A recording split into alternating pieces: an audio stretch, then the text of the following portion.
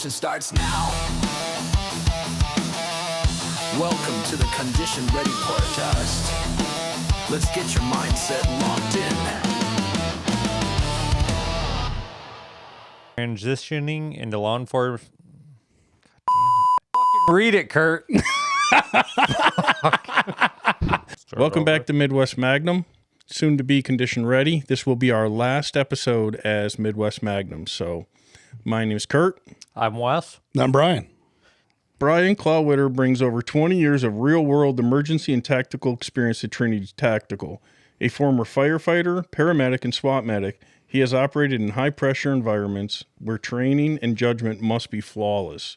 After transitioning into law enforcement and specialized duty roles, Brian continued advancing his skills with more than 1,000 hours of tactical, medical, firearms, and defensive training.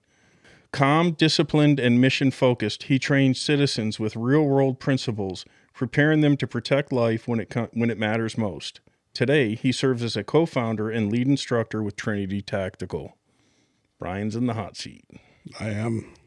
Welcome, Brian. So if I can start this off, I got to ask. Brian, you've dedicated decades with your experience with your emergency response and tactical operations. What first inspired you to step into the world of public service?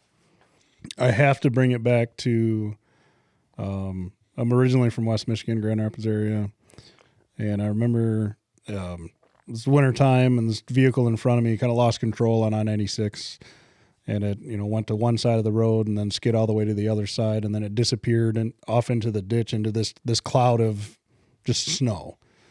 The vehicle had rolled multiple times and eventually came to a stop down the ditch. And I had just felt the need to go help a fellow citizen. And so I stopped and ran down that hill and was absolutely clueless on what to do next. And I just could not stand that feeling. I didn't like that about myself.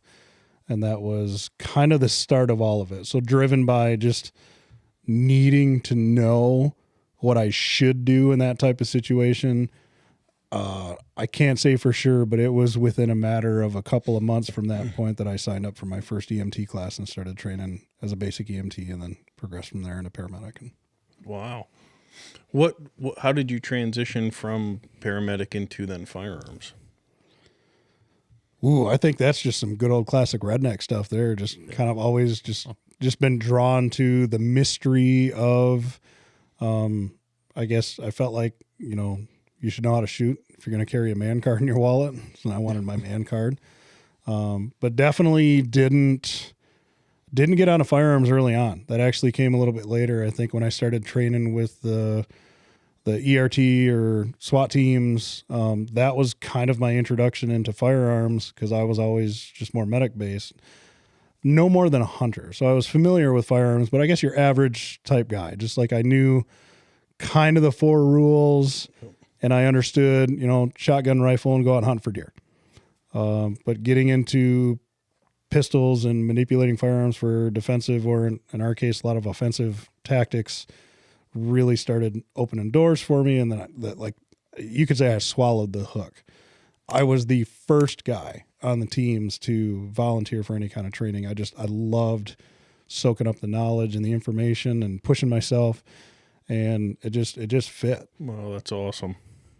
Firefighting, paramedic, that's pretty demanding. What do you feel most civilians overlook or don't really see about that type of industry and what you have to do on a daily basis? That's a good question. Like we were talking in Kurt's interview that I think it's easy for us to kind of say like, hey man, you're really good at this marketing thing. And he's got a perspective or his mindset allows him to get out of his perspective. I struggle with that. I'm not sure. I think if I was trying to invite someone in for a day, probably the intensity, intense focus required, like it not to hurt anybody's feelings, but you're not a person when you're in need of medical care or critical care. It's a job at that point where it's 1, 2, 3 ABC. You stick to your training, do what you know you need to do. There's not a lot of room for that being a personal interaction for that point. So I think the best answer I can give for what I feel the citizens overlook is it's not a person, it's a job.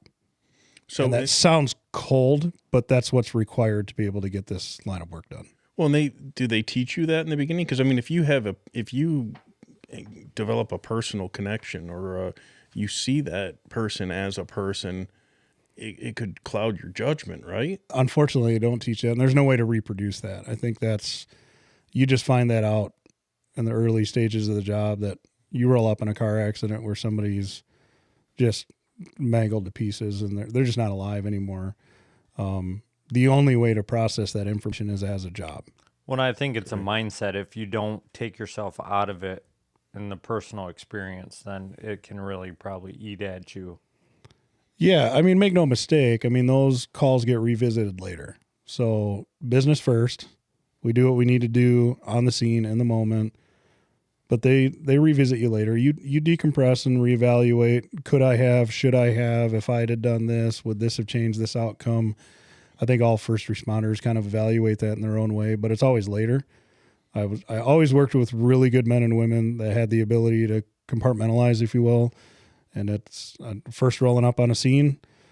And this is trying to answer your question of what I think citizens don't quite understand is we're going to be pretty cold and calculated responding to your house fire, because to us, that's not an emergency, it's a job.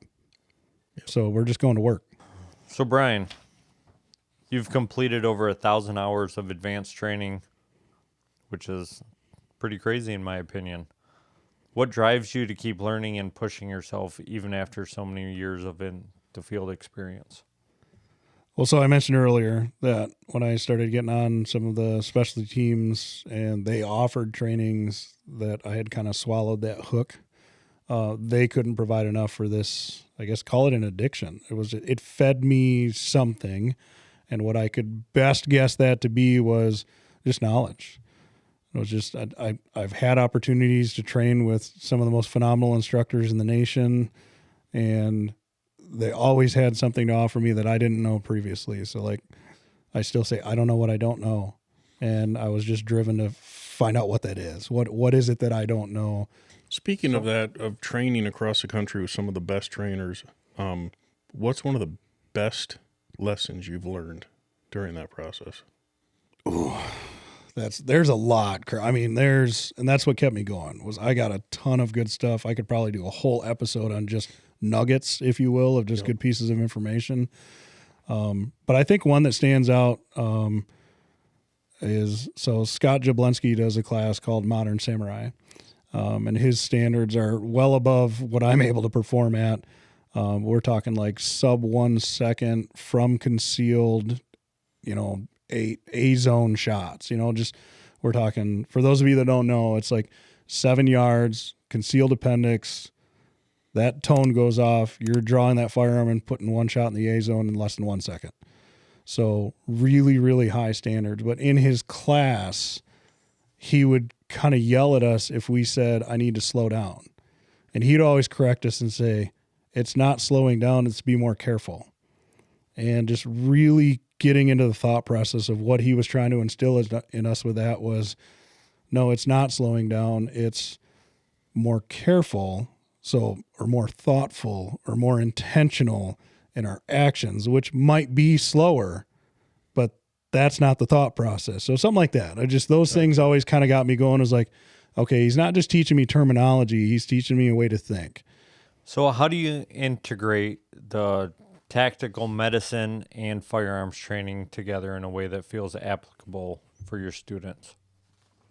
So that's pushing your limits. So either one of those by themselves can be quite the challenge, especially when you're first learning something. Especially together. I mean, even more so. Yeah. So the class that we're offering, Sarah TechMed, has some pretty stout prerequisites. Like you've got to accomplish some things on the firearms side to a point, and then I expect you to prove it at the beginning of the class that you can handle yourself and, speed of control. And then on the medical side, there's a prerequisite to make sure that you know the medical and how to do initial care. So like meshing those together, it's next level. It's really going to be a challenging course, but the same thing that I was drawn to is let's push our personal limits and find out that we didn't even know we were capable of that, but it can be done. You train in Brazilian Jiu-Jitsu. Yeah. How's that influenced your defense approach and overall, how does that encompass or relate into your tactical training? So I guess if I compare it to like firearms training, BJJ is much more humbling. The feedback is more direct, and I have a love affair with that art or sport, whatever you choose to call it, and there is constant immediate feedback of how good you're not. Not only are you challenged by your own physical and mental limitations, but then you're putting that up against someone else who is also challenged by their physical and mental limitations, and then you're at battle with one another and each other at the same time. It is, how do I highlight this? It is the most profound experiment in personal humility that I know of available to mankind today. Simultaneously, any man with 6 months of BJJ training versus someone with 0 will fold them in their clothes. So not only is it profoundly effective, but on a personal level, it will hold you accountable to a level that you've never been held. You retired from EMS, fire. You could have taken it easy. You could be sipping Mai Tais on the beach. But instead, what did you decide to do?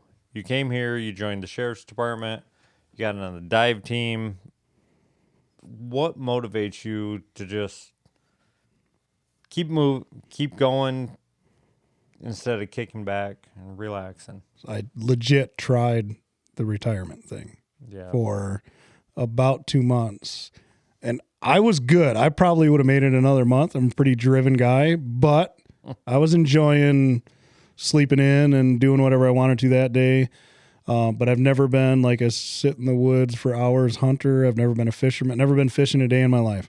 I have no patience to sit in a boat and wait for something to bite my hook. So I was training in those 2 months, when I'd get opportunities, but it was my wife. She's the one that told me to go get a job. Said, get out of the house.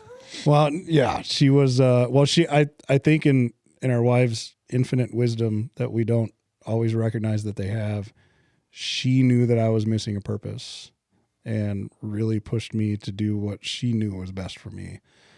Didn't know that at the time, but looking back, that's pretty easy to say that she saw that I was lacking purpose, and Brian's not good without purpose. It's not a healthy headspace for me to be in. So from that point, and after you were hired in the sheriff's department and then you're on the dive team and all that, what made you decide, it's time to start SARE? Man, great question. Love that one. So I was already pretty advanced in firearms training by the time that I joined the law enforcement side. So I had worked on the teams as a medic, and I had to be trained in weapons platforms and whatnot. And so, we kicked indoors together and ran stacks. And so I got familiar with that type of stuff. So that was kind of the intro to it. But then I was like, hey, this law enforcement thing might have something to offer. So again, wife's telling me to get a job. I'm like, let's go see what's out there. So I'd actually signed up for just like a court security gig. I thought that was cool. Carry a gun to work, whatever, and kind of see. I've always been interested in the law, but no discredit to my fellow service members, but the veil was lifted to the standard for your average law enforcement officer is it's appalling. It's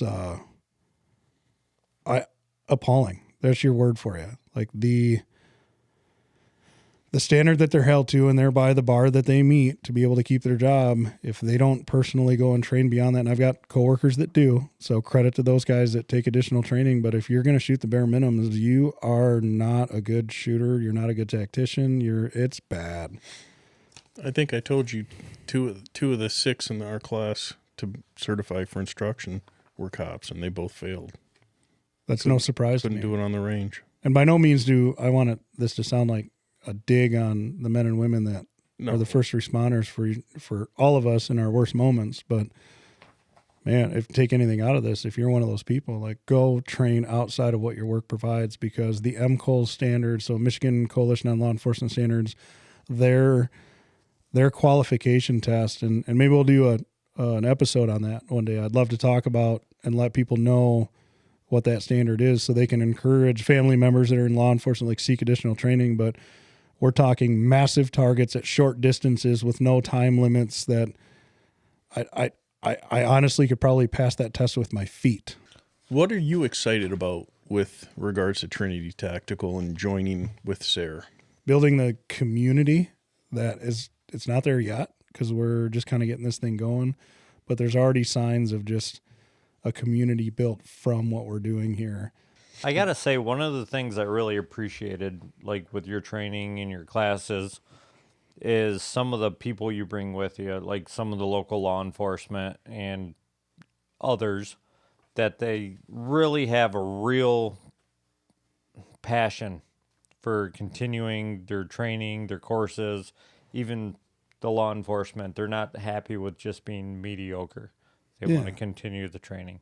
Well, something I had to learn relevant to what you're mentioning is that, so coming into law enforcement, like for me, the draw was kind of like, well, hey, part of the job is carrying a gun, and I like guns, and I've trained a lot, and this makes sense. Like I should be able to meet these qualifications, and had yet to find out that the standards were pretty low.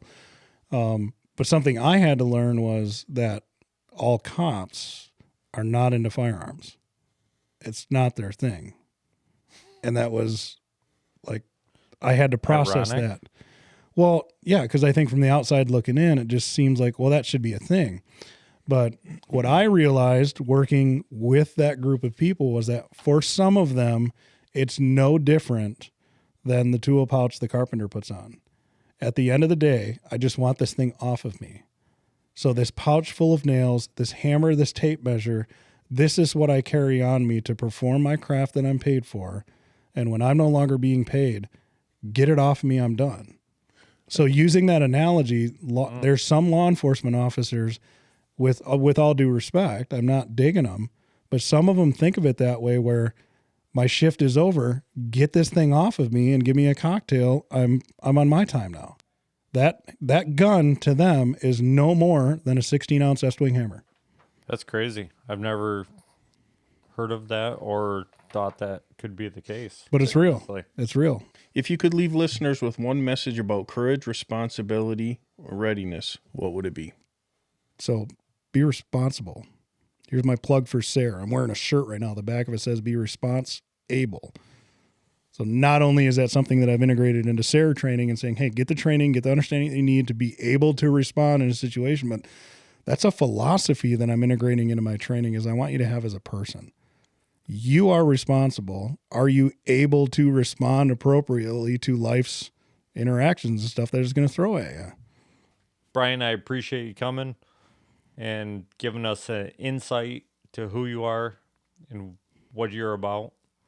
And we definitely look forward to it more in the future. It's an honor to be part of this group, and I think we collectively have a lot to offer, some thought-provoking stuff. And in all three of our interviews, we've hit some stuff that I alone would go, okay. Well, we're definitely glad to have you as part of the team, and I think the three of us are going to, we've got a lot of good things coming.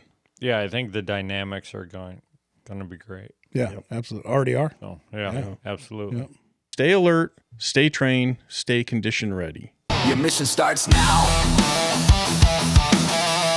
Welcome to the Condition Ready Test. Let's get your mindset locked in.